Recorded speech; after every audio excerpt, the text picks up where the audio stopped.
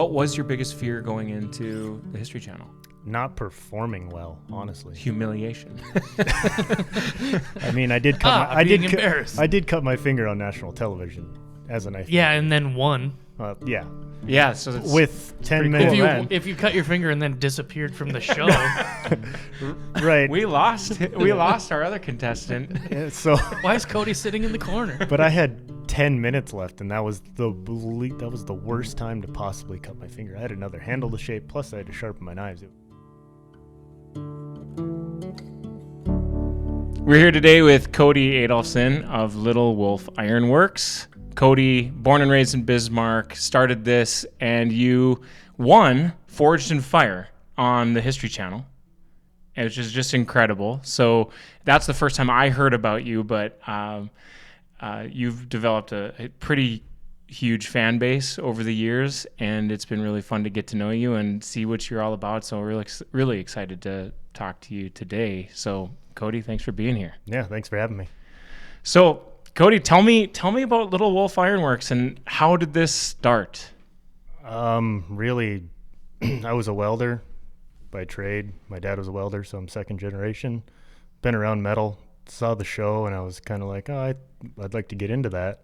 So then I started doing research and watching the show more, and reached out to who now is a really good friend of mine who mentored me over in Wisconsin.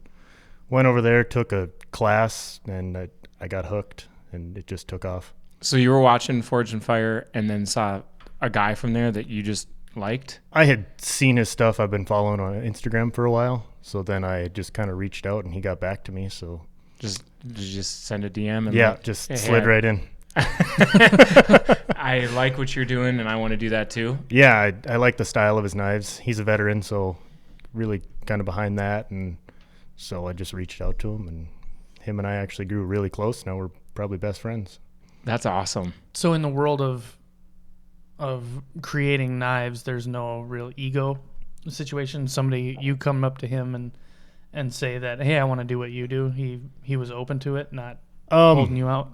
There are some, but the knife making community is such a close knit community that we all help each other out. I've had people reach out to me how I do this pattern on this knife, and I'll tell them exactly how I did it, what layers, where to restack, what to do, and it's really close. So we all try to help each other out. So in that community, if someone else is doing something, I'm assuming it's a small-ish niche type of thing, so you kind of know the names, know who's doing it. Yeah, there's a lot of names that kind of float around together. People shout out each other repeatedly and whatnot, but yeah, it's a really close-knit, tight group. Okay, so Forge and Fire. How did that... First of all, what is it, and how did it come into your life? So Forge and Fire is a competition on the History Channel where 4 bladesmiths, or whatever parameters they have set up for that episode, go up against each other, and they make whatever knife that the judges want them to make in a set amount of time. And then moving on to the final round, you end up making a weapon from history. Then it's tested, and then the one who wins comes out on top. So how did they find out about Cody? So season 9, they started casting for it, and I reached out and I did an application. Then they reached out back to me, and then I had to do a Skype interview, and I had to do this, and kind of had to prove that I wasn't just some Joe Schmo off the street that thinks he can make knives. So Yeah. What's the process like? Like how long until you heard that you actually were going to be on? Like how long did they keep you waiting? So when they just announce on social media when they're casting for seasons, and then you put your application in. It was probably 2 weeks before they sent me an email and got the ball rolling. I mean, but you've been doing really great stuff. I mean, before that, so were you how were you confident? Like they'll reach out to me at least, right? Yeah, so I was partnered up with my mentor for 7 months. I actually went out to Wisconsin for 2 weeks at a time and came back, and I worked with him every day. And so I really got my skill set boosted fast. I learned all the little tricks of the trade that really helped me succeed on the show. And then it helps that, he kind of reached out and said, hey, my apprentice is reaching out. And then so I talked to the main producer, and he said that he had talked to Tyler, my mentor, and then the ball started rolling from there. Because even on your episode, at the time you had been making knives for 2 years. 2 years. And the people you were up against were 5 years, 10 years. Yeah. And you came out on top. There was impressively. one for 12 years, the guy I went up against in the final round. So, what do you think, like, how did you get that good that quick? I don't even know. Maybe natural talent of working with metal for so many years and understanding it. And I'm a very meticulous person just by nature. So that might be a thing with my attention to detail and always trying to strive to put out my best work. I mean, and other people on there, I mean, they didn't probably work with metal for their career, right? Yeah, there was one guy who was a full-time bladesmith, and then the other guy was a CEO at that Michael's craft store. And then the guy that I ended up going against, Paul, he was an engineer that actually worked with NASA. Oh, what the heck? Yeah.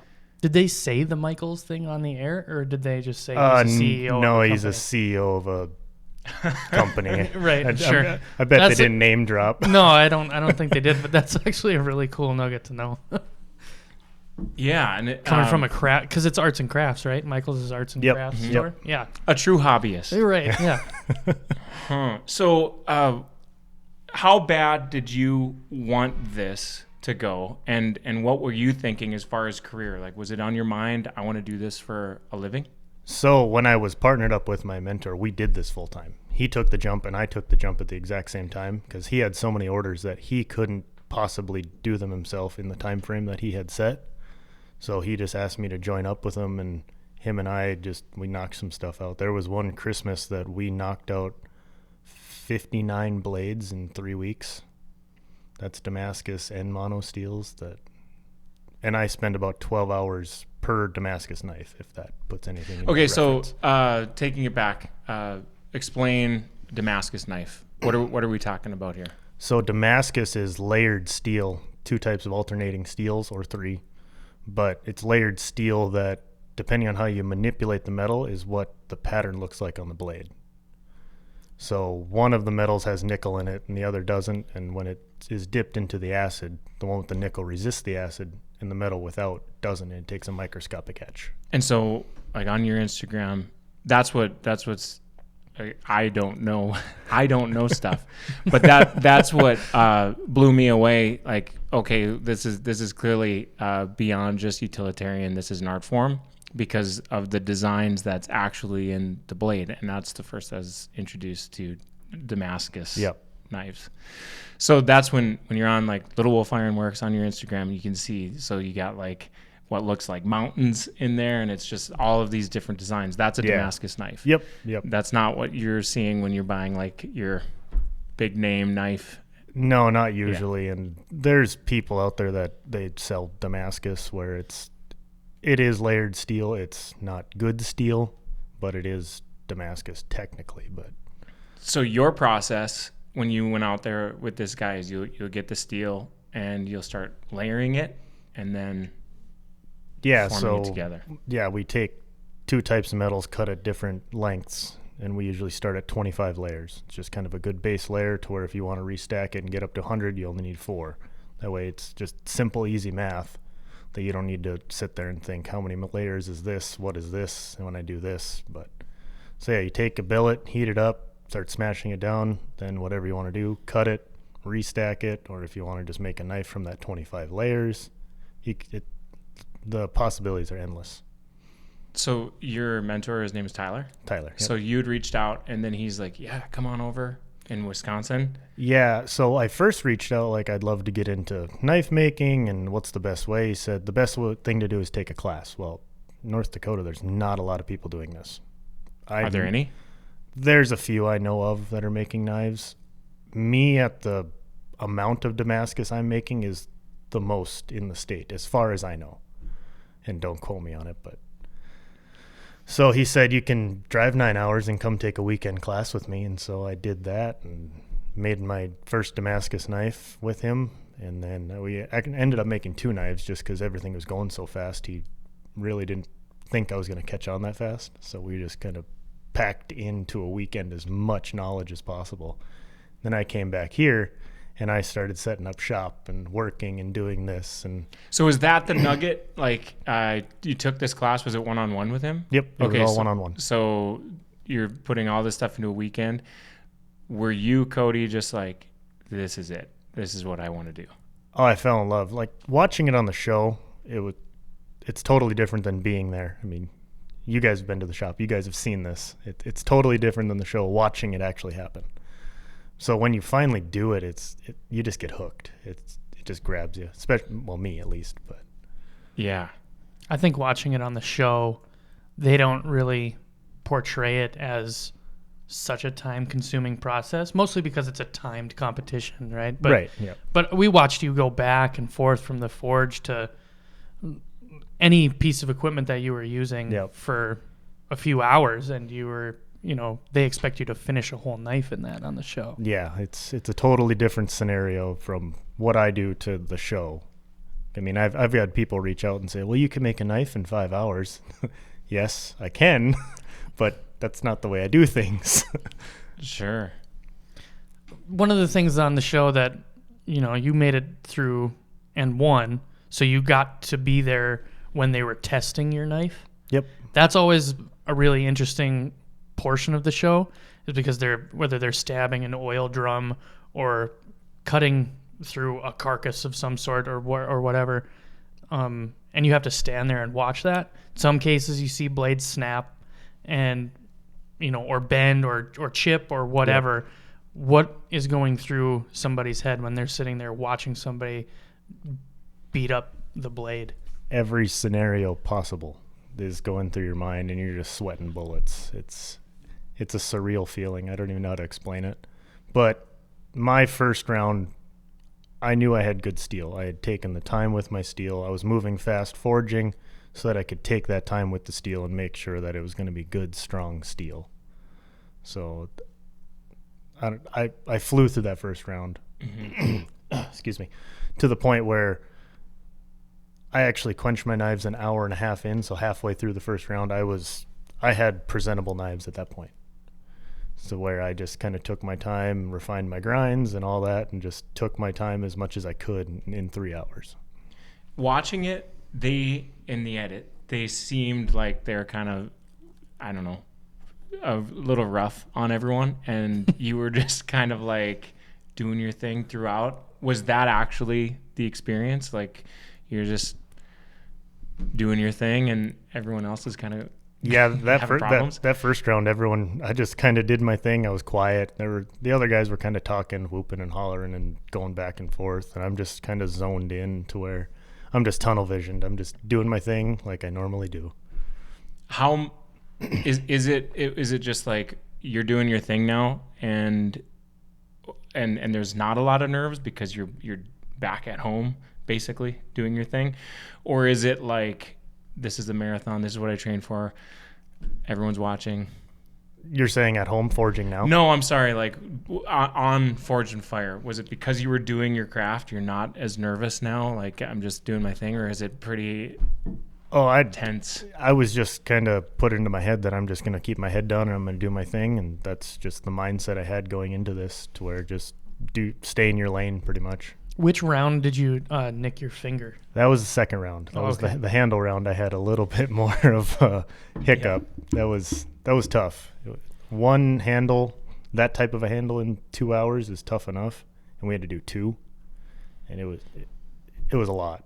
And I was trying to get such a good fit. I probably should have taken a little less time on my fit of my tang into my handle. Looking back at it now, but hindsight's always 20/20.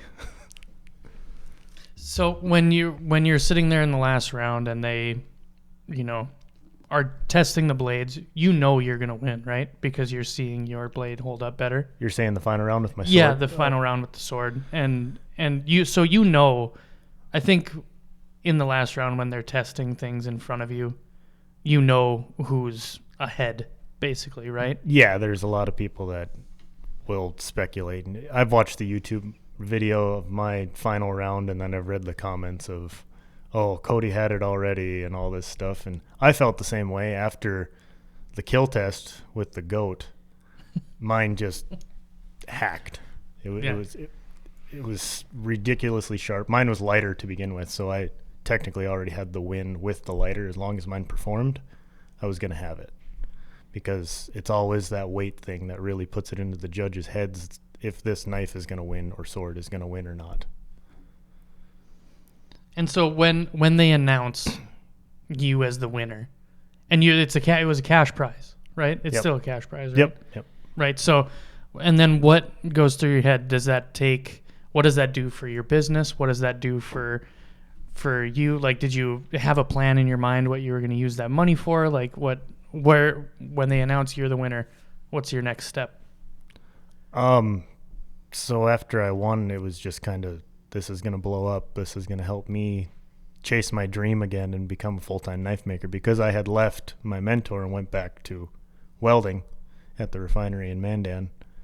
And it was just, I didn't realize it was going to take off that fast.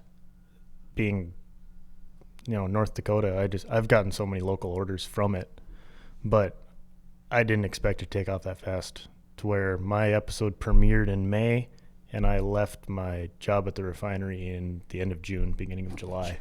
Just because you have that many orders coming in. Yeah, it was insane. So I looked at my phone that night after the episode had premiered. I had 94 notifications just on one form of social media at a time.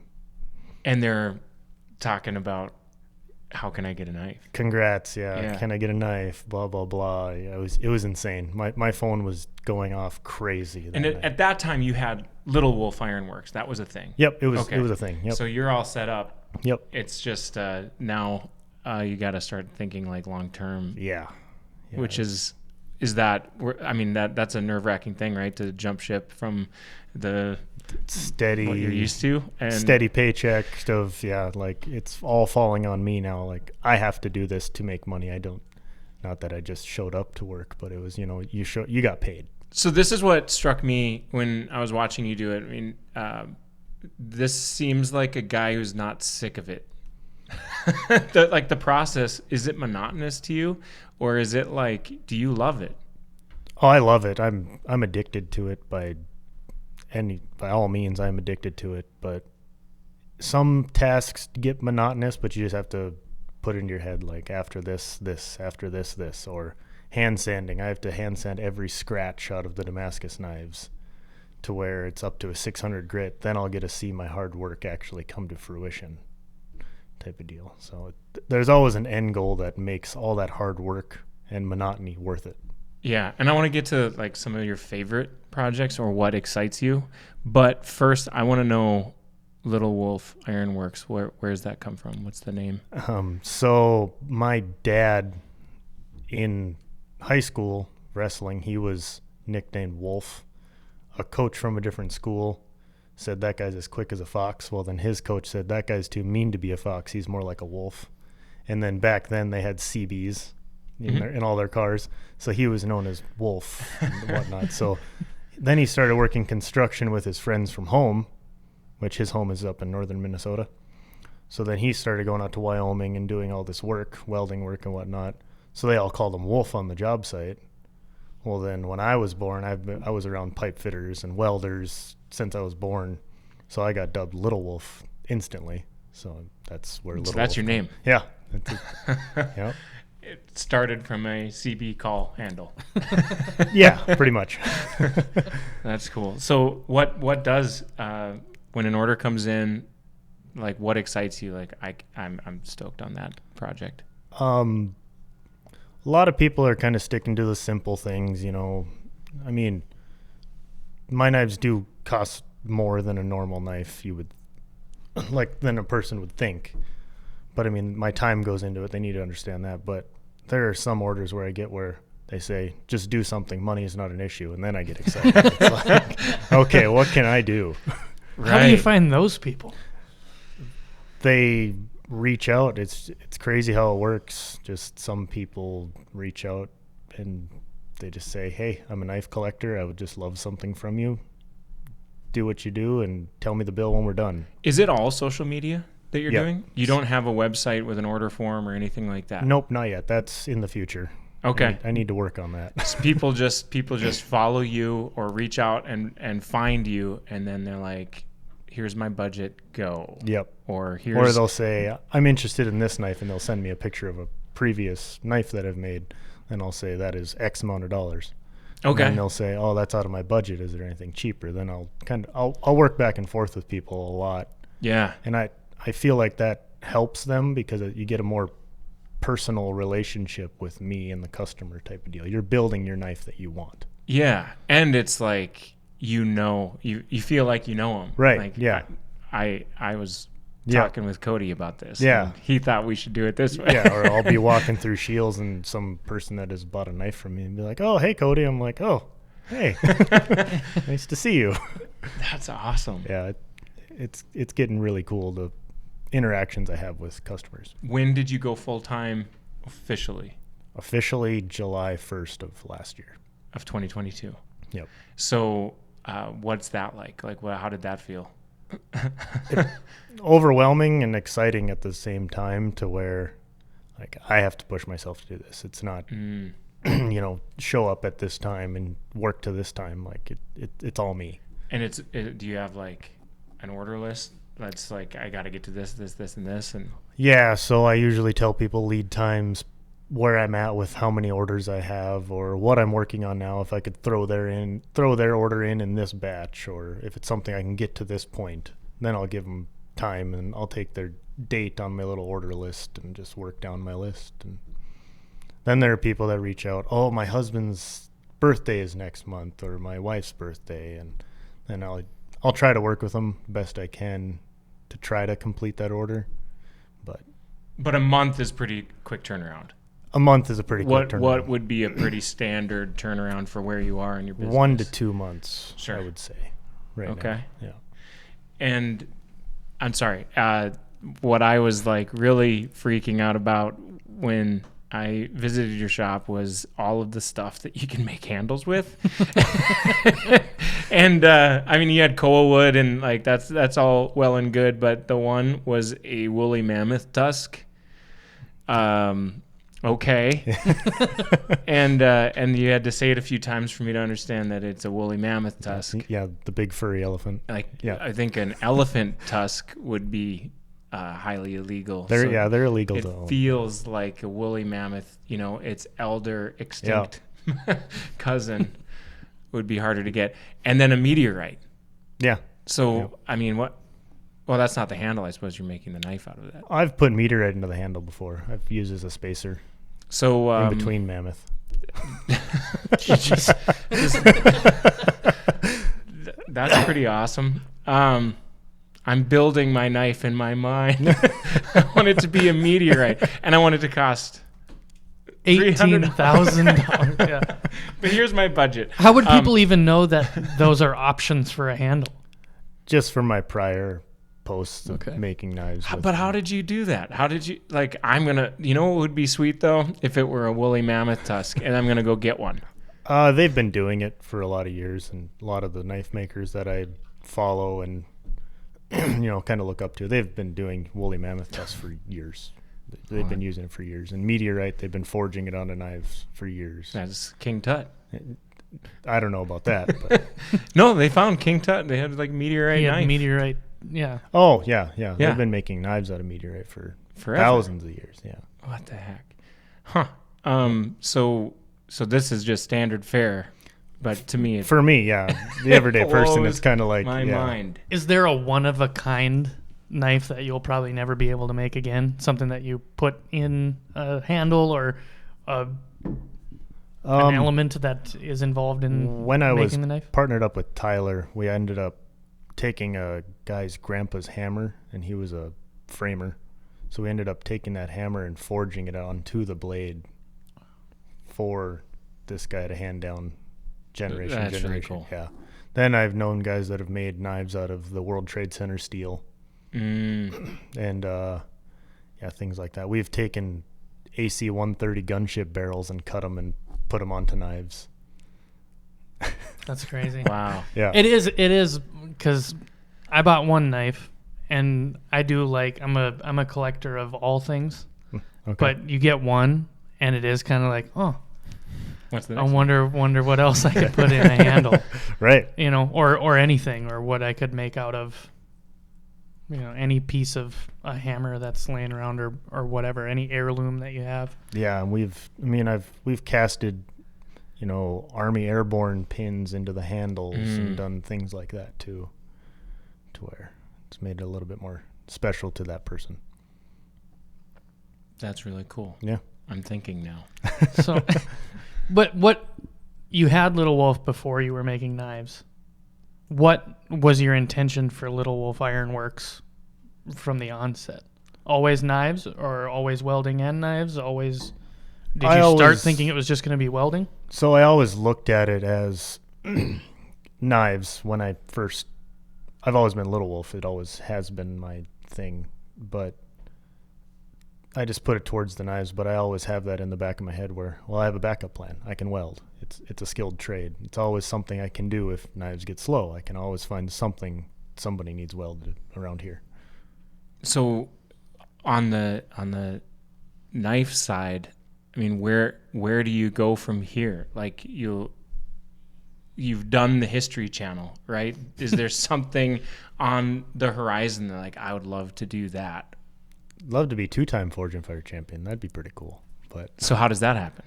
they just got to call me back. The ball's in their court at this point, Mm-hmm. to where I can't apply again.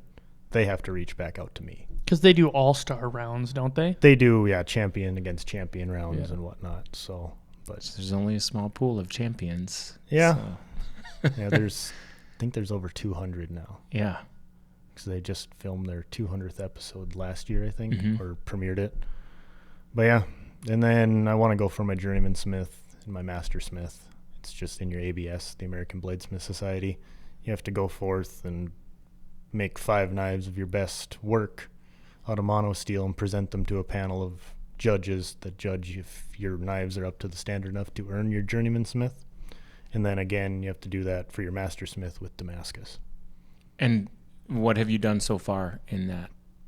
I've done some testing on how, because you also have to do a performance knife, to where you have to go to a master bladesmith's shop or come to you. He has to witness it, and you actually have to make a knife that cuts through a rope, a 1-inch rope, chops through 2x4, still shave, and then you have to take that blade and bend it at a 90-degree angle without it breaking.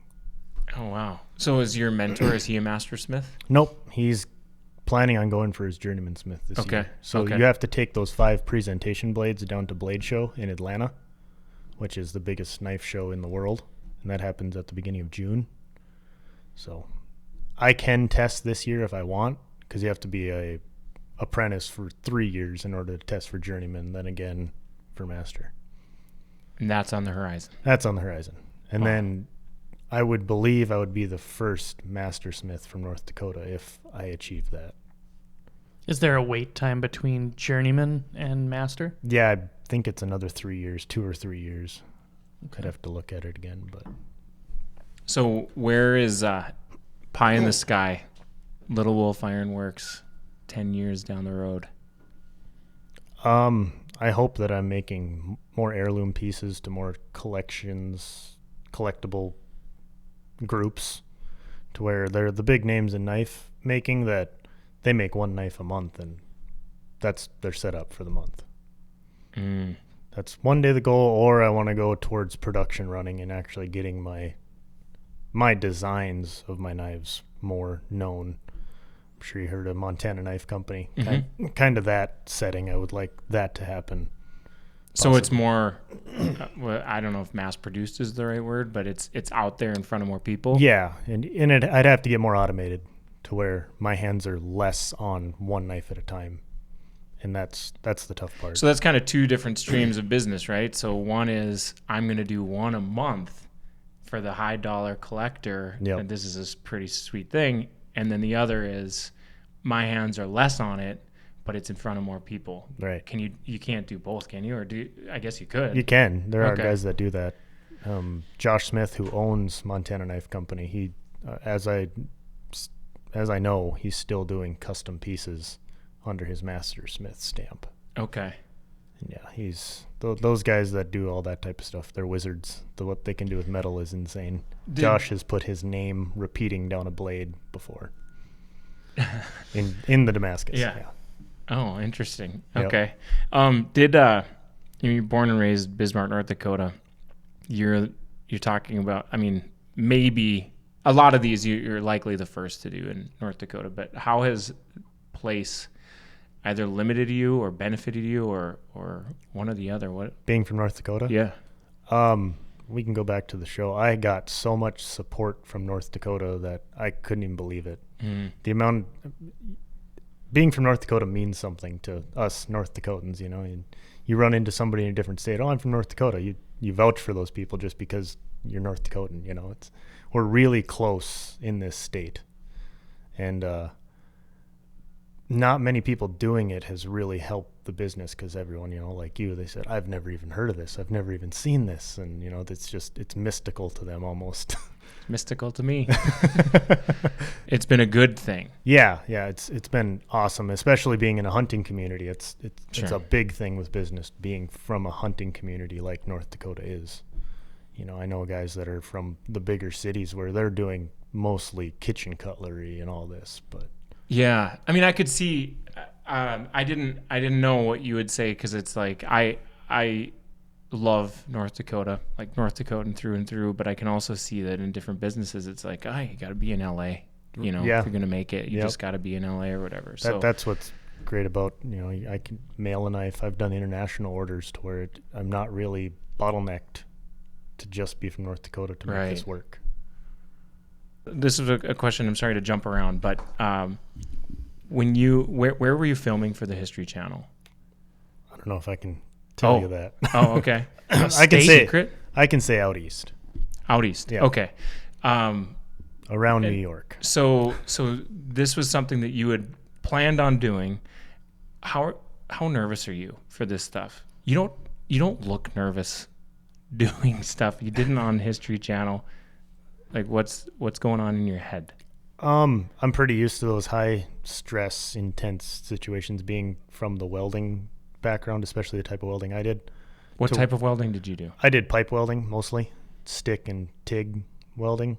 Why is that high Well, there stress? were times we were welding on live lines to where you blow through, you're blowing something up. I mean, bad things could happen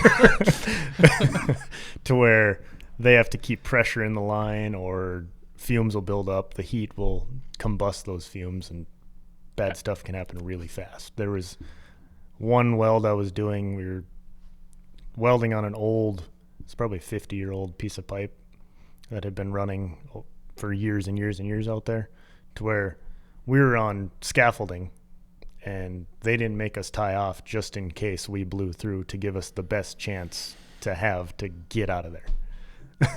Wow. That's Yeah. where was that? That was at a refinery. Yeah. I'm not going to say which refinery. Sure. Yeah. Okay. No problem. Wow. Yeah. So So this was TV nothing show. to you. It was still nerve-wracking. I'm from North Dakota. I'm just a simple guy. I'm not used to all these cameras and lights and this and that and people yelling action and this and you got to do this. And So was the biggest fear? What was your biggest fear going into the History Channel? not performing well, honestly. Humiliation. I mean, I did cut being embarrassed. I did cut my finger on national television as a knife. Yeah, and then one. Yeah. Yeah. So that's With 10 pretty minutes. cool, man. If you cut your finger and then disappeared from the show, Right. we lost our other contestant. Yeah, so, why is Cody sitting in the corner? but I had 10 minutes left, and that was the worst time to possibly cut my finger. I had another handle to shape, plus I had to sharpen my knives. It was kind of like, Did you have blood like baked into your handle?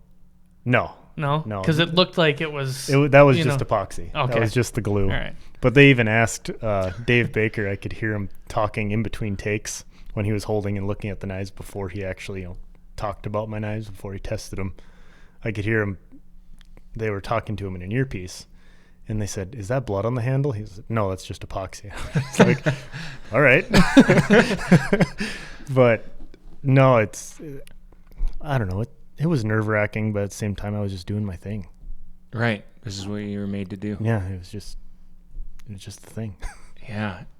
Nolan and I have a mentor of sorts for some of this stuff, and we've been visiting with like podcasts and stuff, and we've been visiting with him and mentioned, because we filmed you doing some stuff, and we mentioned, because he's from LA, and so we're like, there's this show. It's on the History Channel. It's called Forged in Fire. And this is where they make knives, okay? Yeah. And he's like, oh, I know one of the judges. It was Oh, like yeah. Doug was Doug. one of the... Doug Marcaida. Yep. Yeah, and Yep. and I was just like, I don't know. What are the odds? What are the stinking odds? Well, ITV, my check came from California. That's where I got my $10,000 check from. I actually have to pay California taxes now because I won the show. 50%. Yeah, so. Oh wow. Yeah, I don't Yeah. know. That just that things happen for a reason kind of thing. It just never really stops. But that's Yeah. it's wild to me. But the truth is, I mean, this is like a foreign thing to me. So like watching you do this craft, I could say, like my eyes are just wide open, and it's beautiful to watch. You like clearly know what you're doing, so it's I like to think I do. but it's like so Nolan was getting all these shots, and it's like it's really kind of I don't know, can I say romantic? Like the process is just really cool. But I don't know. I mean, and I think unless you're in that, like Damascus knife, new to me. I have no idea what that Yeah. was. So take me like someone like me who like I can't tie a square knot. like why explain this process, and why should I why might I appreciate a knife from Little Wolf Ironworks? I'm taking something out of nothing, just a stack of steel, and make it into something that will last forever if you can pass it down generation to generation. That's the cool part about it is I'm making a tool, but I'm also making art, and I'm also making an heirloom type of deal. I have knives from my grandpa. Obviously they're not Damascus or anything like that, but I have knives from my grandpa that he got from his grandpa. That's my goal. I want people to be able to hand these knives down. And so do you talk a lot with customers? I mean, obviously in the process of buying it, do you talk about it to them afterwards?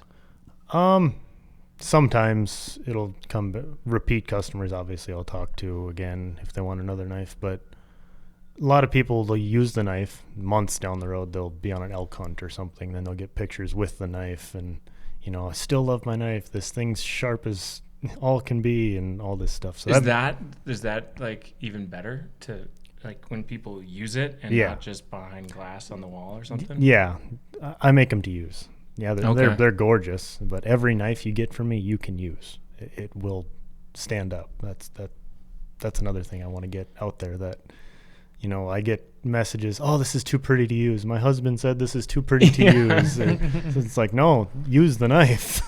Yeah. It's like, use the knife. Know the difference between a handmade knife and a store-bought knife. Right. Once you use it, then you'll realize, oh, okay. Yeah, they are expensive.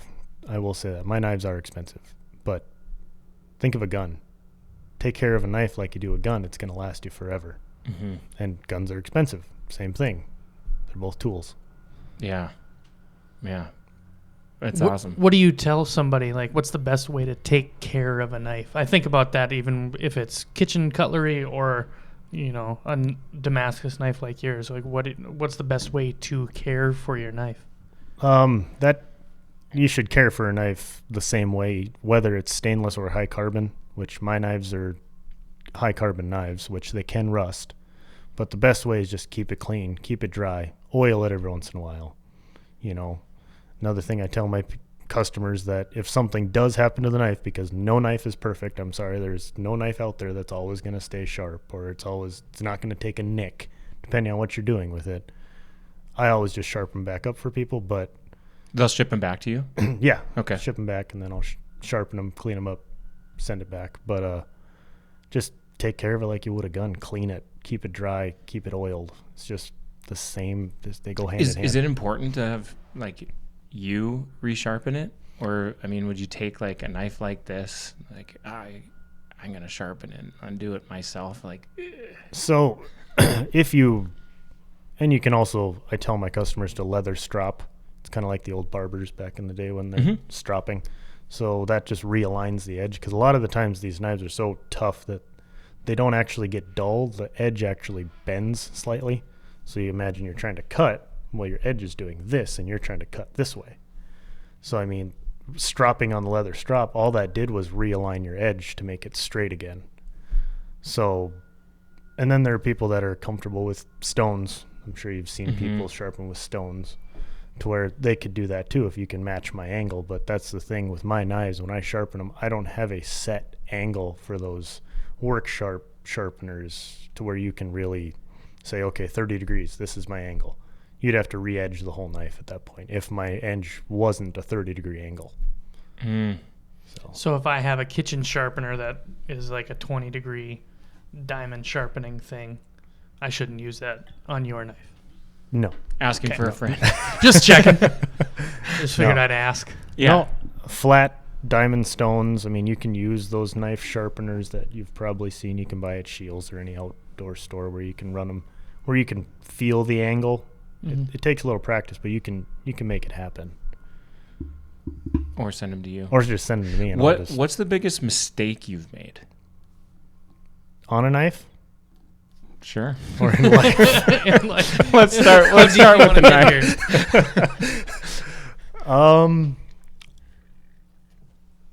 You know, I've been pretty fortunate. I haven't really messed up a whole lot of knives. There's been times where I've cladded or forge welded wrought iron onto a knife to where when I heat treated it, it blew apart. It split to where I couldn't use that knife anymore. Okay. Just bad forge welds. The outside metal cools differently than your metal and just tears itself apart. That's probably the worst thing that's happened. Okay. That's on a knife. Yeah. On a knife. That happens like once every other week on Forged in Fire. Yeah. There are just some things people do on there. It was the same with welding, because all my welds were x-rayed a lot of the time. You just look at some people, how they messed up, and you're just like, how do you even do that? Yeah. Because I'm in my process, and I would do something to make that not happen type of deal. Do they, as a show, try to bring on kind of an eclectic group of people? So there's going to be some people who really don't need to be there? Or they say they don't, but I really feel like they match up these 4 bladesmiths as, okay, these 2 guys are most likely going to come out on top, and these 2, we don't know. But there's always wild cards. That's the one thing about Forge and Fire. That is the most real 3 hours in television. I can tell you. Yeah. It is real. There is no stops. There's no pauses. In that 3 hours, that clock is running. If you get hurt, that clock runs. What do the judges do for 3 hours? They don't just sit at that table. No, so some of them they'll get up and walk around, kind of see what you're working on, come talk to you a little bit. I was there during COVID, so it was a little bit different to where the spacing, we had to wear masks and all that stuff, and we had to be tested every morning. But the judges will get up, they'll go back to their trailers and hang out for 15 minutes. They'll take phone calls, they'll walk around, go get drinks. But a lot of the times they're up at that table watching you, talking. Or they'll call them back to set, like when Grady, the host, is going to say something. The judges obviously have to be there to respond. it just feels like on The Bachelor, they bring in the people who aren't there to win, and you wonder, like, is this a product? I don't watch The Bachelor. You're the guy. I haven't watched The Bachelor since season 3. You're comparing Forge and Fire to The Bachelor right now. That's true, I am, but it's just, what I'm getting at is it's like the reality show of it all, and how much of it is a show and how much of it is this guy's a goofball. He's just here for, to keep people eating popcorn. Yeah. Whatever. You know what I mean? Yeah, and honestly, the guy I went up against, Paul, I did not expect him to be the one, if I made it, to go up against. I thought it was going to be the guy that first got eliminated, to be honest. When we got there and we were kind of talking back in the trailer, like saying, oh, I'm blah, blah, blah. And, oh, I've seen your stuff on Instagram. And it's like telling each other what we do. And, the one guy was a full-time knife maker. That's all he does. And he makes crazy Damascus. He makes all these crazy fantasy weapons. And I thought, oh, this guy might be the guy.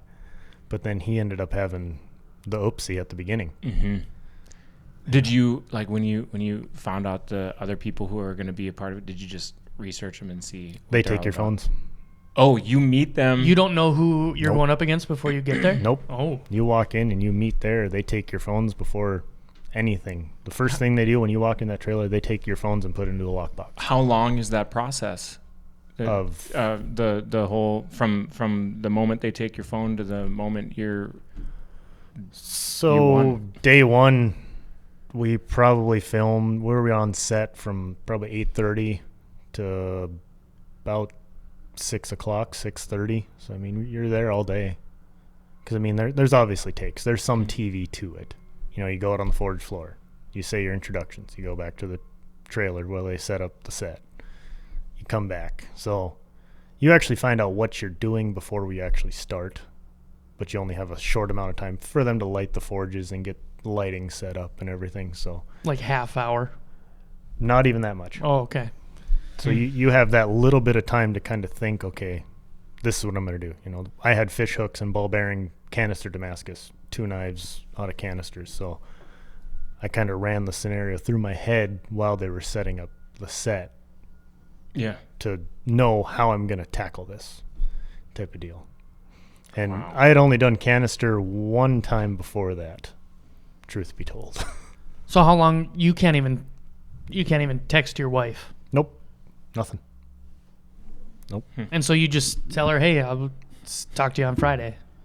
No, you get your phone back at the end of okay. the day. Like Okay. it went all right. And obviously they know you're going to tell family. I mean, there were questions asked during the interviews. They asked, so what does your family think of all this? I'm like, you're not supposed to talk about it. I signed a contract. So they obviously know you talk, but They don't know. My yeah. lips are sealed. Yeah. So, no, and then day 2 was probably same amount, maybe a little less filming just because it's only a 2-hour round. And then, so I was out there for 4 days, 1 day travel there and back, and then 2 filming. And then came back here, and it was a 4-day deal. You know, you have 4 days to complete this task, where you have a set amount of hours in those 4 days. You don't have a full 4 days. It's set hours in those 4 days. And then we flew back, tested, and then flew back. So testing final round was 3 days process. Well, So, I mean, you're committing quite a bit of time to do this show, to where that's why a lot of the bigger names in knife making doesn't really do it, because they can just make a knife and make that amount of money in that time instead of going on a show and possibly messing up, and people, the general public, thinking, oh, this guy can't make a knife, you know. Yeah. That's another thing where that was my biggest fear. We can go back to that of messing up, because I know guys that have been on the show and they went home after the first testing, after your first initial knives. They made it to the second round, then they started testing. This guy's knife broke. He didn't sell on a knife for 3 months. Oh my goodness. Because I mean, So it is in that sense. I mean, it's truly make or break. yeah, Like you're going on there to say, am I going to do this or not? yeah, it's Wow. you know, that was my biggest fear going on the show was I can't mess up. If this is what I want to do, I can't mess up. Yeah, the stakes are that high. It's career. Yeah. Wow. Yeah. I hadn't thought of that. Yeah. yeah, 'Cause ruin a reputation. Yeah. And, you know, other knife makers will look at, oh, okay, he had this happen, and it happens, you know. Yeah, but me watching, it's like The general that guy public, doesn't know how yeah, to there's make a like, knife. oh, this guy can't make a knife. I think I'd judge a guy more like, "Hey, we were supposed to make a 15-inch blade. Yours came in at 12.3." Yeah, that one too. Like, yeah. Also the welding. I mean, me coming from a welding background, and I watch this show, and people are just, you would think you know what the show does. You're going to go try to weld before you go on the Sure. show. Don't make a fool of yourself. That's my biggest thing that gets me when I watch the show. It's like, come on. That's you. But me, who just compared this show to The Bachelor, I have no business saying, that guy can't make a knife. Right. I get that, but at the same time, like, you know, you're going to have to weld something at some point on that show. You have to know somebody or something to where you can be like, all right, I need to learn how to weld. Watch YouTube. Do something. You know? Yeah. It's just one of those things. And I know some people don't have that luxury of doing that or knowing somebody that does that, but I mean, do some research, you know? Just like I could possibly have to do canister Damascus, so I did a canister just so I knew how to do it, and I ended up having to do canister Damascus. But Yeah, these guys who you mentioned, like this is they put it all out there, and then they silly mistake or something that happens, whatever, then they don't sell. Like those guys aren't gonna have that rich of an opportunity to come back, like be invited back, like someone like you might. Right? They brought back, people that have lost out. There have been the second chance champions or whatever. They've done it to where you have a possibility of redeeming yourself, but that's a gamble. Mm-hmm. But yeah, the guy was a full-time knife maker. He went on there, and I know he's a good knife maker. Went on there and his knife broke, and he didn't sell a knife for 3 months. Oh man! So that was full-time. Yeah, he was full-time at the time when it happened. Yeah, that's tough. Yeah. So you're almost a year in, or coming on a year of being full-time Little Wolf Ironworks. Yep. Congrats. Yeah. Feels pretty good. Time's flying. Are you where you hoped to be? Looking at if I. Yeah. I was hoping to kind of get knives to bigger names out there. People reaching out that could get my name out there further. Like I made a knife for a country star, a country artist, not that long ago, and I actually went and met him and presented him the knife. Really? Yeah. Who? Yeah, Ian Munsick. Okay. Yeah, he has that song, "Long Live Cowgirls" with Cody Johnson. How did that come to be?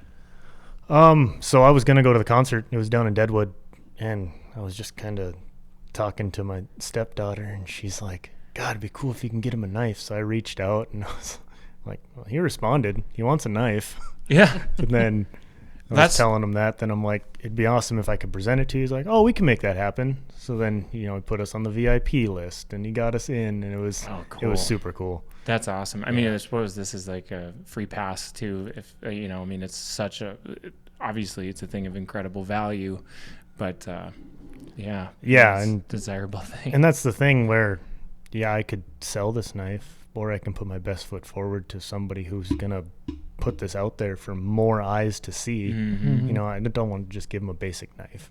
I want to do something that he's gonna be like, oh, impress the heck out of him. And when I walked up to him and his manager comes up, he said he's been wondering what that handle is this entire time. He can't figure it out, and it was mammoth ivory. So we were in line, the meet and greet line. Yeah. He just told me, wait at the back so we can kind of talk a little bit more, let everybody have their experience, and then him and I would kind of talk. And so I get up to the front of the line, and I'm standing there with my Little Wolf Ironworks sweatshirt on. His manager standing next to me. Hey, how are you guys doing? How was the drive down? Because it was a snowstorm to get down there. We drove through a snowstorm to do this. Like, I was on my way down. I'm like, I'm not missing this opportunity. But he's standing there. So how were the roads? Blah, blah, blah. And he looks down at my shirt and he said, oh, wait, you're the knife guy. Yeah, Ian's so excited about this. He's been wondering what that handle is. He said, do you have it on you? Yeah, and pulled it out of my pocket, and I showed him. He said, what is that handle? I said, mammoth tusk. Like, mammoth tusk. He had the same reaction you did of like the furry elephant. Yeah. That's what it is. If you could make a knife for a star right now, somebody who, whether they're on a TV show or another musician or whatever, what would you make and who would it be for? Oh, man. Putting me on the spot here. That's a good question. Shoot that your is shot. a really good question. You're next. Same question. I don't know. I mean, Joe Rogan would be cool to get one, obviously, but I know he's kind of associated with Montana Knife Company, and so. Mm-hmm. Mark Wahlberg would be kind of cool. I've always been a fan of him. It'd be kind of cool to get him a knife, and probably a kitchen knife. I know he's big into fitness, meal prep type stuff. To where smart. That's smart. Yeah. See. Yeah. What about you, Nolan? Yeah. What I don't know. Maybe Mark Wahlberg, like a kitchen knife or something. Good answer. Smart answer. Yeah. While watching you work in your shop, was like, I might have the creativity to think about a knife design. I have no business even thinking that I have the wherewithal to create that with my hands. Yeah, a lot of people talk when they come watch what I do, to where I take this hunk of steel you guys saw, and like I see a knife out of that. I know what I'm gonna make out of that type of deal. I've always been that way, to where I can look at a pile of metal and be like, oh, I have to make stairs out of that. I see stairs. I see a knife. That's the type of thinking that I have towards it. And Yeah. And I suppose deconstructing everything into a knife. Yeah. You want me to melt that down, make it sharp for you? I will say that after we spent that day with you, and especially after I got the knife and I was watching Forged in Fire with my dad, we watched like 4 or 5 episodes. He's been a welder for 35 plus years, whether it's drag lines or for farmers in the area or whatever. Yep. And we're watching. He understands things the way a welder would with metal and whatever. I spent 3 hours with you, and I'm judging these guys on Forged in Fire like, Cody would have twisted that metal. You idiot. Yeah. Yeah, that's another thing in the show. They don't show a lot of what happens per that person. Mm-hmm. Yeah, you just can't. There's so much happening with 4 people. You can't compact that in. But yeah, there's some mess ups that people make on there that you just wonder. Like, that was another thing with the first round of the guy that first got eliminated. He went to go set his welds, and I kind of looked out of the corner of my eye. That was the only time I kind of took my eye off of my work, was the initial forge weld I watched, because we put our stuff in at the exact same time. I made sure to try to do that to where I could judge how much time my stuff was in the forge. Smart. Yeah. Because in a canister, it's tough. You can't see the inside, obviously, because it's a sealed cube, to where you can't look at the metal and be like, oh, that's hot through and through. To where with regular Damascus, you can kind of judge it per the color of the billet and know when it's time. So he went and he hit the press, and I could tell that press just sounded like it was having a hard time moving that steel. So I thought, all right, I need another 5-10 minutes. So I just sat Isn't back. that the rule? If you think it's hot enough, give it another 5 minutes. Yeah. Didn't you say that? That was my quote. Well, cool. How can people find you? You can find me on Instagram or Facebook, Little Wolf Ironworks, on both. Message me. You can even find my phone number on Facebook, and you can shoot me a text or call me and talk about it. Awesome. So find something that you like, reach out, DM, get that process started. Yeah, we don't even have to do one of my styles. I can make any shape of knife that you can possibly think of. And if somebody wants to learn, I'm not saying be your apprentice, but I'm saying you have people come to your shop and make a knife with you. Yep, and I do offer classes. You can come in for 2 days for a monosteel class or 3 days for a Damascus class, and obviously have to charge for them, but hey, you can come in and make your own knife, to where you come in and you go through all my steps. I'm right there by your side and can kind of help you through the process, to where you're going to leave with a knife regardless. That's going to stand up. Hey, thanks very much. This is great. Thank you. Thanks for having me, guys.